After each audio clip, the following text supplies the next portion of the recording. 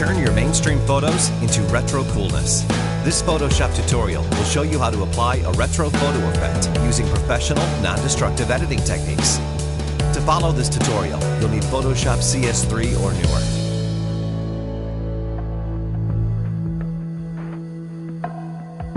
newer. Start this tutorial by opening a photo into Photoshop.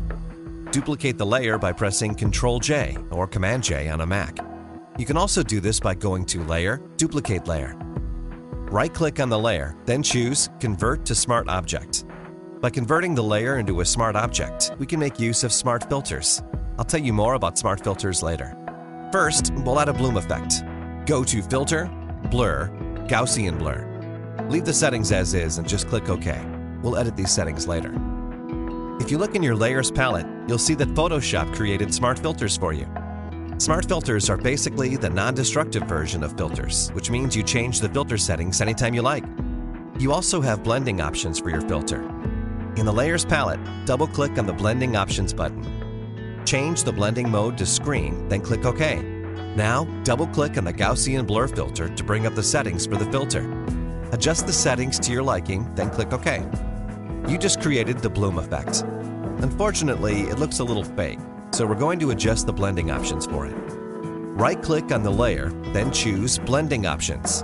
In the Blend If area, drag the black input slider towards the right.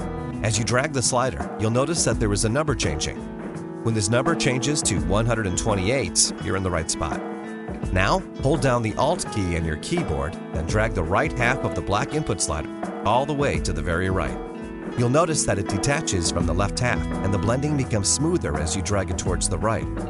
Click OK, and here's what the image looks like so far. Next, we're going to add a black and white adjustment layer. In the Layers palette, click on the New Adjustment Layer button, then choose Black and White. Change the blending mode of this layer to Overlay. In the Adjustment palette, change the settings as you like. If you don't see this palette, go to Window, Adjustments to bring it up.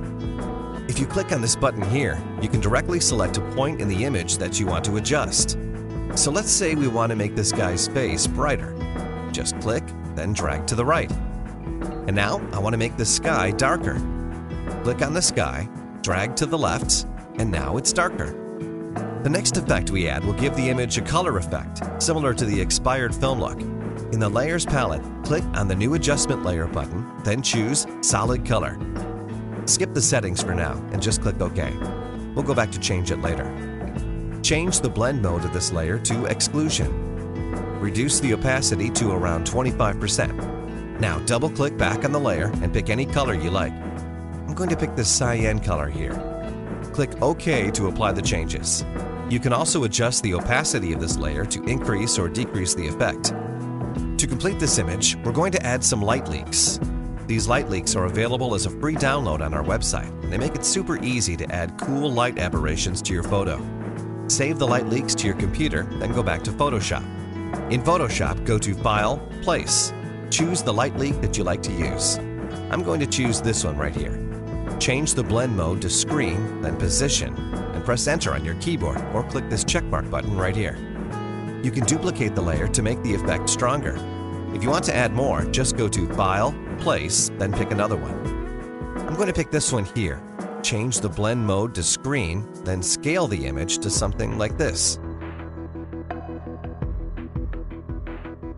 Here's the Hipster photo effect. Try it on different photos to see what you can get. Remember that everything we did is non-destructive, so you can go back to edit the settings anytime you want. For example, let's say I want to adjust this light leak a little bigger. Maybe I'll change the color a little bit. I can hide some layers to see what effect I can get. Double-click on this filter to change the settings or reduce the opacity of any layer I like. Once again, here's the Hipster photo effect. It's a great way to give your photos that old-school retro look. I like to use this effect on my Facebook pics to make them look more social than they really are. Give it a try and let us know if it works.